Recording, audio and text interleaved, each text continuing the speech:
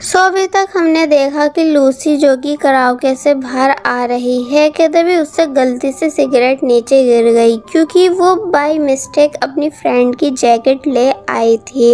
मगर तभी दुआन ने उसको पुकारा जो कि वहीं बैठा हुआ था। तो तब अचानक अपने सामने दुआन को बैठा देख वो शॉक रह गई।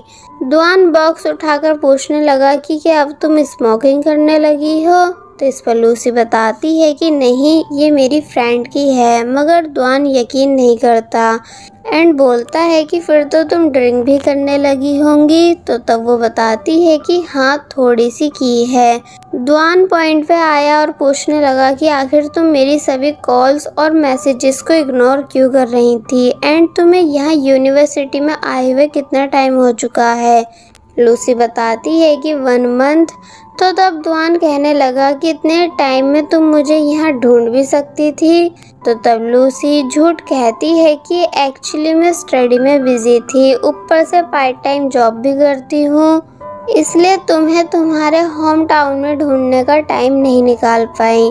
दुआन कहने लगा कि मैं भी ग्रेजुएशन के साथ साथ पार्ट टाइम जॉब करता था, बट तब भी तुमको पढ़ाने आता था, तुम्हारे मैसेजेस का रिप्लाई भी देता था, यहाँ तक कि कभी कभी तुमको तुम्हारे स्कूल से भी लेने आता था। जिसकी ये बातें सुन लूसी चुप हो गई, क्योंकि अब भला वो कैसे बताए कि वो दुआन को उसकी गर्लफ्रेंड का सुनने के बाद से भुलाने की कोशिश कर रही है। बट जब दुआन अपनी शिकायतें बंद ही नहीं कर रहा था, इसलिए वो बहाना करके अंदर चली गई एंड अपनी फ्रेंड से पूछने लगी कि तुम लोग कब वापस घर जाओगे। फ्रेंड बताती है कि 11 बजे तक हम सभी चले जाएंगे। तो तब लूसी को ये टाइम काफ़ी ज़्यादा लगा, क्योंकि उसको उसकी मॉम ने इतनी देर तक बाहर रहने से मना किया था, इसलिए वो अपनी फ्रेंड को बाय कर अकेले ही वापस हॉस्टल जाने लगती है एंड रास्ते में दुआन को उल्टा सीधा बक ही रही थी कि तभी दुआन पूछता है कि क्या तुम ये सब मुझे कह रही हो। तो ये सुन वो चुप हो गई। दुआन पूछने लगा कि तुम्हारी फ्रेंड्स कहाँ हैं जिनके साथ तुम्हें वापस हॉस्टल जाना था। तो तब लूसी बताती है कि वो सब लेट हॉस्टल जाएंगी। तो तब दुआन लूसी को अपनी कार से उसके हॉस्टल छोड़ने जाने लगा एंड कहता है कि प्लीज़ मुझसे बात करो, क्योंकि इसलिए मैं तुम्हें अपने साथ घर छोड़ने जा रहा हूँ, ताकि तुम अपनी सारी मिसअंडरस्टैंडिंग क्लियर कर सको। बट लूसी अब भी कुछ नहीं बोलती। दुआन पूछने लगा कि क्या तुम इस यूनिवर्सिटी अपने उसी डेटिंग ऐप वाले बॉयफ्रेंड की वजह से आई हो, क्योंकि उसका यही होम टाउन है, इसलिए, है ना। बट लूसी डायरेक्ट इनकार कर देती है कि नहीं, ऐसा कुछ भी नहीं है। दोनों फाइनली यूनिवर्सिटी के बाहर पहुंचे, जहां दुआन ने लूसी को मेडिसिन दी, ये बोलकर कि इसको सोने से पहले खा लेना, वरना सुबह तक तुम्हारे सर में बहुत दर्द रहेगा। तो तब लूसी ने ऐसा ही किया, यानी सोने से पहले उस हैंगओवर मेडिसिन को पी लिया। अब नेक्स्ट डे लूसी की सभी फ्रेंड्स पार्टी के बारे में बात कर रही हैं, जहां रोज़ लूसी से पूछती है कि क्या तुम्हें मिंग ने कुछ मैसेज किया है, क्योंकि जब तुम चली गई थी तो तब वो बार बार तुम्हारे ही बारे में पूछ रहा था। तो तब जैसे ही लूसी ने अपना मोबाइल चेक किया तो उसमें सच में मिंग के मैसेजेस आए हुए थे कि नेक्स्ट टाइम अकेले हॉस्टल मत जाना, मैं तुम्हें छोड़ दिया करूँगा। तो तब लिंग और रोज़ लूसी को टीज करने लगी कि देखा, ये पक्का तुम में इंटरेस्टेड है। मगर शिन को ये बातें सुनकर अच्छा नहीं लग रहा था, क्योंकि अब वो भी मिंग को पसंद करती है। लूसी उन तीनों को बिठाती है ये बोलकर कि मुझे तुमसे इम्पोर्टेंट बात करनी है, और फिर अपनी स्टोरी को अपनी फ्रेंड की स्टोरी बनाकर पूछने लगी कि मेरी एक फ्रेंड है जो कि अपने भाई के दोस्त को लाइक करती है, जो कि एक गेम डेवलपर है। लिंग पूछने लगी कि उसने कौन सा गेम डेवलप किया है, मुझे बताओ, क्योंकि मुझे गेमिंग में इंटरेस्ट है। तो जब जैसे लूसी गेम का नाम बताती है तो ये सुन लिंग हैरानी से बताती है कि ये गेम इस साल का सबसे हिट गेम है, जिसे मैं अभी भी खेल रही हूँ। इसका मतलब दुआन ने अच्छी खासी सक्सेस हासिल कर ली है। रोज़ लूसी से लड़के और लड़की की एज पूछने लगी तो तब लूसी बताती है कि लड़की की एज 20 है और लड़के की 25। तो ये सुन वो सब हैरान हुए कि ये तो काफ़ी लंबा एज गैप है, पर अगर उनका प्यार सच्चा है तो उन्हें अलग नहीं होना चाहिए।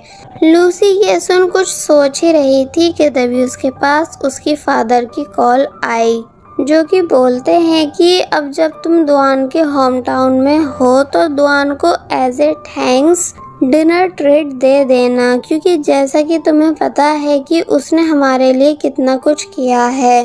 तुम्हें ट्यूशन पढ़ाता था, अच्छे मार्क्स पर गिफ्ट्स भेजा करता था, इसलिए तुम्हें भी कुछ करना चाहिए। तो तब वो इस बात के लिए मान गई।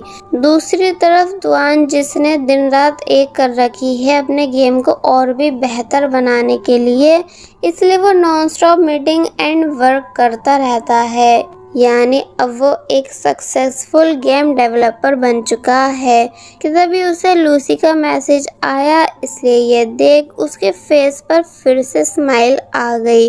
लूसी पूछ रही थी कि आप किस दिन फ्री मिल सकते हो, क्योंकि मुझे आपको एज ए थैंक्स डिनर पर लेके जाना है, क्योंकि कल आपने मुझे मेरे हॉस्टल ड्रॉप जो किया था इसलिए। तो तब दुआन ने डायरेक्ट लूसी से कॉल पर बात की एंड बताने लगा कि इन दिनों तो मैं फ्री नहीं हूँ, इसलिए नेक्स्ट वीक ही तुम्हारे साथ जा पाऊँगा। तो तब लूसी इस बात के लिए मान गई। अब नेक्स्ट सीन में तीनों फ्रेंड्स जो कि अपनी क्लास में जा रही हैं कि तभी मिंग लूसी के पास आया, और अब इससे पहले कि कुछ कह पाता कि तभी सामने से रोज भी आने लगी, जो कि मिंग के दोस्त को अपना बॉयफ्रेंड बना चुकी है, इसलिए ऑफिशियली इस बात को अनाउंस भी कर देती है कि हम दोनों डेट कर रहे हैं। जिस बात को सुन सभी लोग उसके लिए खुश होने लगे। और फिर जब मिंग से उसके वहाँ आने का रीज़न पूछते हैं तो इस पर वो बताता है कि मैं नेक्स्ट वीक लूसी के साथ मूवी देखने जाना चाहता हूँ, क्योंकि मेरे पास एक्स्ट्रा टिकट है।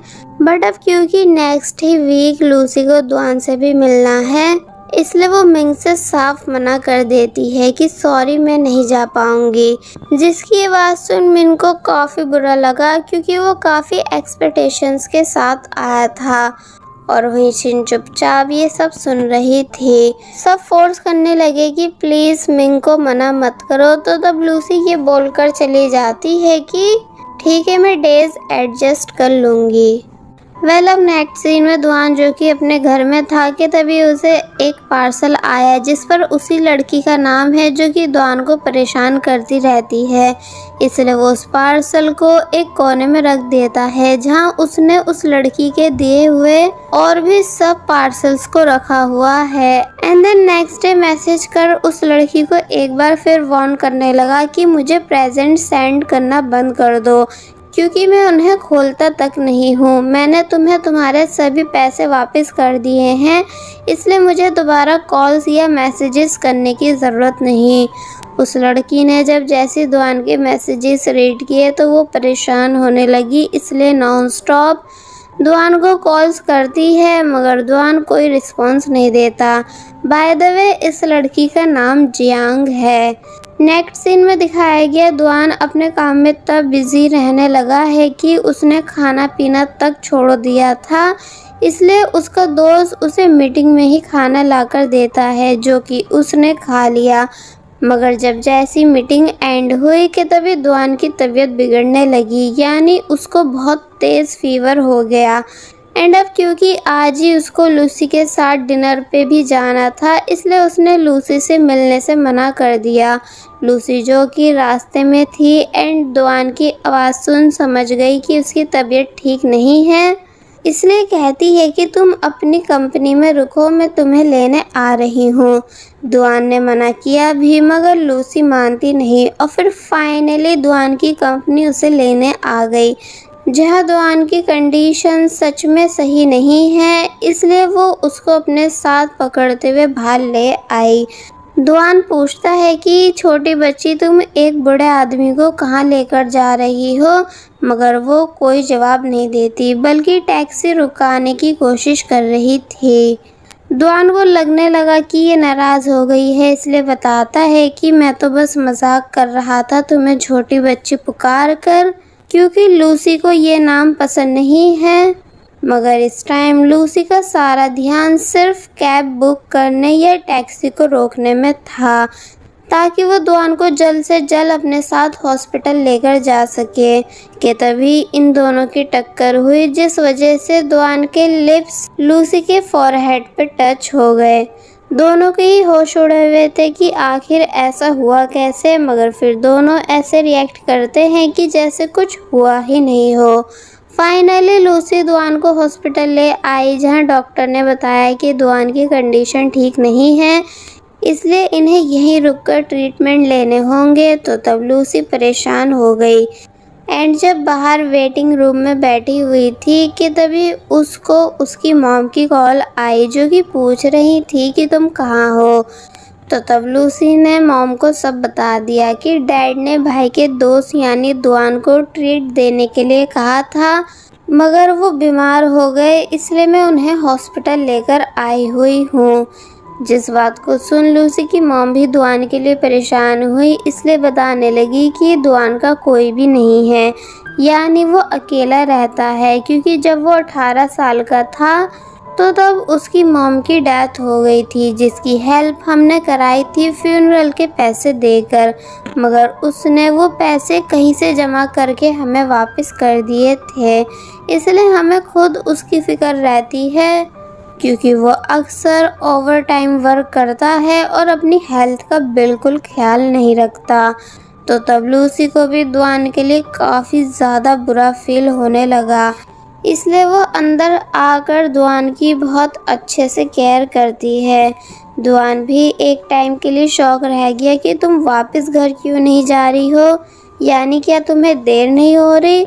मगर लूसी मना कर देती है और बताती है कि मैं भी आज यहीं रुकने वाली हूँ ताकि तुम्हारा ख्याल रख सकूँ। दुआन काफ़ी मना करता है कि नहीं तुम चली जाओ, मैं खुद से अपना ख्याल रख लूँगा, मगर वो मानती नहीं। और जब वॉशरूम में आई तो तब सोचने लगी कि मुझे उसका फेस साफ़ करना चाहिए, क्योंकि अब फीवर में वो नहा तो सकता है नहीं। इसलिए दुआन के पास आकर बताती है कि तुम्हारा फेस साफ़ करना है। दुआन खुद से अपना फेस साफ़ करने लगा, मगर वो पूछने लगी कि अगर तुम्हें कोई प्रॉब्लम नहीं हो तो क्या ये काम मैं कर दूँ।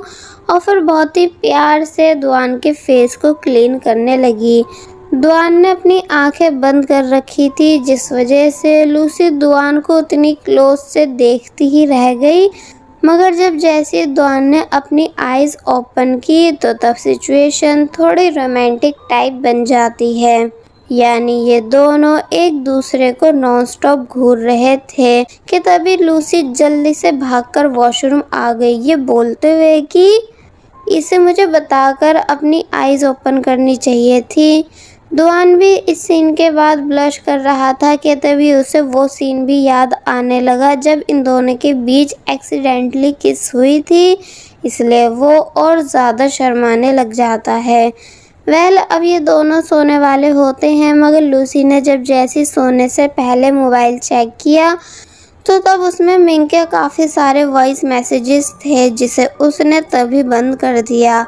एक्चुअली आज के ही दिन दुआन से मिलने के बाद लूसी को मिंग के साथ मूवी देखने भी जाना था।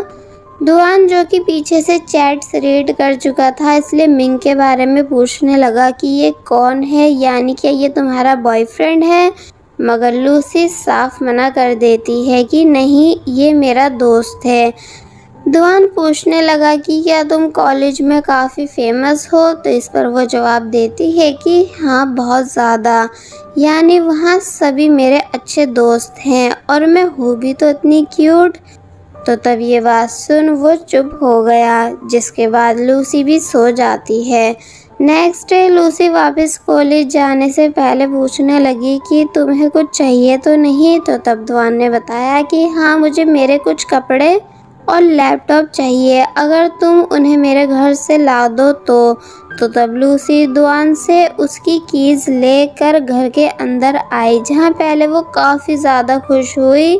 दुआन के घर में अपनी फ़ोटो रखी हुई देखकर एंड साथ ही दुआन की मॉम को देख वो उन्हें हेलो करने लगी, जिसके बाद वो दुआन के कपड़े बैग में रख लेती है। मगर जब जैसी वो दुआन के घर से जा ही रही थी कि तभी उसे जियांग ने रोका कि रुको रुको, डोर मत बंद करना, और फिर वो अंदर चली गई।